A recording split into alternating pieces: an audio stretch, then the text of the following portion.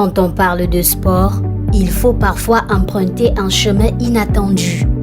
Là où les muscles laissent place au circuit, là où les athlètes sont remplacés par des machines. Bienvenue aux Jeux mondiaux des robots humanoïdes en Chine.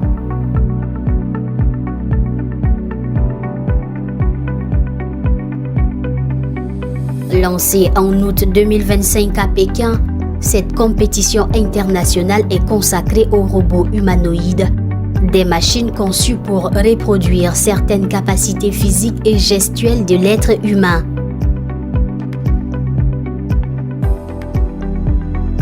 L'idée est simple, les faire entrer dans l'arène,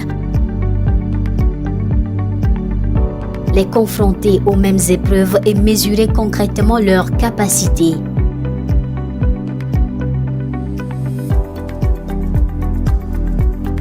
Nous sommes en 2025, la première édition qui réunit 280 équipes venues de 16 pays avec plus de 500 robots. Au programme, 26 épreuves, certaines sportives entre courses, saut en hauteur, football ou encore la boxe. D'autres reproduisent des situations plus proches du monde réel entre manipulation d'objets, tri de médicaments ou encore service dans un environnement professionnel.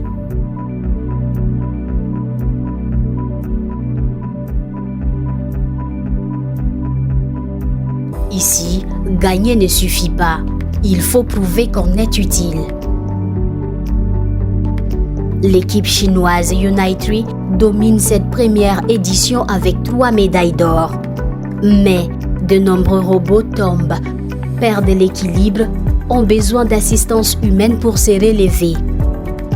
La technologie impressionne, mais elle n'est pas encore fiable.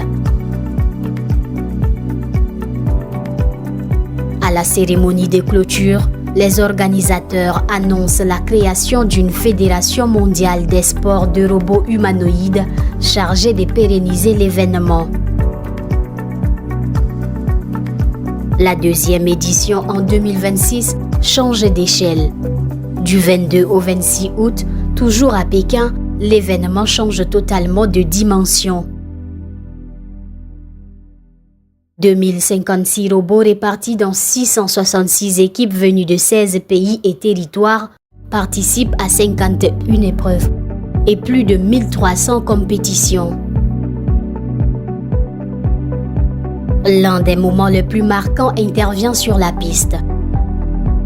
Le robot chinois Tiangong Ultra réalise le 100 mètres en 9,39 secondes, un temps inférieur au record humain d'Usain Bolt établi à 9,58 secondes en 2009.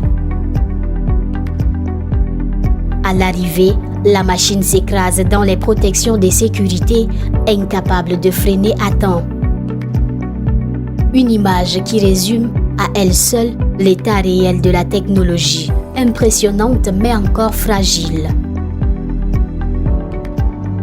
Pourquoi la Chine organise-t-elle un tel événement? La réponse est claire. Tester ces machines en conditions réelles et pour dominer un marché que Pékin considère stratégique.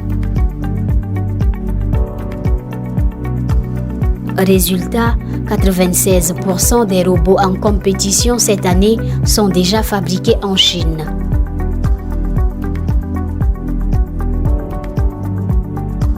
Deux éditions, un an d'écart. Le nombre de robots a quadruplé. Celui des épreuves a doublé. Une progression aussi rapide que la chute qui continue de marquer chaque compétition. Chaque record battu, chaque chute évitée rapproche un peu plus ces machines de nous. La vraie question n'est peut-être plus de savoir ce qu'elles peuvent faire. C'est de savoir quelle place nous, humains, allons-nous devoir laisser à ces machines.